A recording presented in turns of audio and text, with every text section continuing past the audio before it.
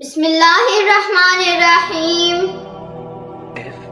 تمام تعریفیں اللہ کے لیے جو تمام جہانوں کا مالک اور پالنے والا ہے، اور بے انتہا درود حضرت محمد صلی اللہ علیہ وآلہ وسلم کی ذات اقدس پر جو دنیا کے عظیم رہنما اور منصف ہیں۔ رسول اللہ صلی اللہ علیہ وآلہ وسلم کی نصیحتیں۔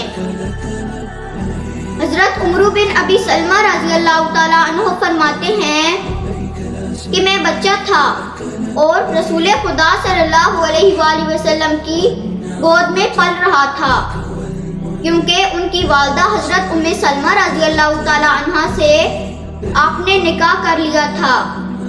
ایک مرتبہ میں آپ صلی اللہ علیہ وآلہ وسلم کے ساتھ کھا رہا تھا اور میرا ہاتھ پیالے میں ادھر ادھر پھر رہا تھا۔ آپ نے فرمایا بسم اللہ پڑھ کر کھا اور دائیں ہاتھ سے کھا اور اپنے پاس سے کھا۔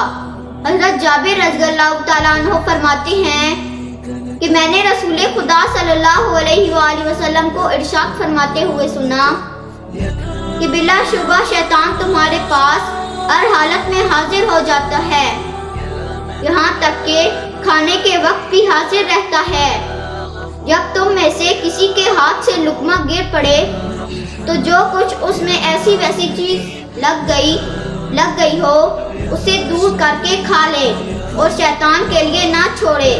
پھر جب فارغ ہو اپنی انگلیاں چاٹ لے، کیونکہ کیا پتہ کہ کھانے کے کس حصے میں برکت ہے، یعنی گرا ہوا لقمہ چھوڑے نہیں، ممکن ہے اس لقمے میں برکت ہو۔ حضرت ابن عباس رضی اللہ تعالیٰ عنہ فرماتے ہیں کہ رسول خدا صلی اللہ علیہ وآلہ وسلم کی خدمت میں سرید کا پیالہ پیش کیا۔ آپ صلی اللہ علیہ وآلہ وسلم نے فرمایا کناروں سے کھاؤ، بیچ میں سے نہ کھاؤ، کیونکہ برکت بیچ میں نازل ہوتی ہے۔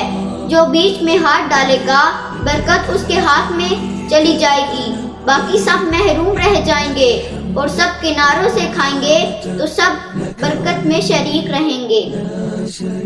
اللہ ہمیں دین اسلام کے مطابق زندگی گزارنے کی توفیق عطا فرمائے، اور اللہ ہمارے ملک پاکستان کی حفاظت فرمائے۔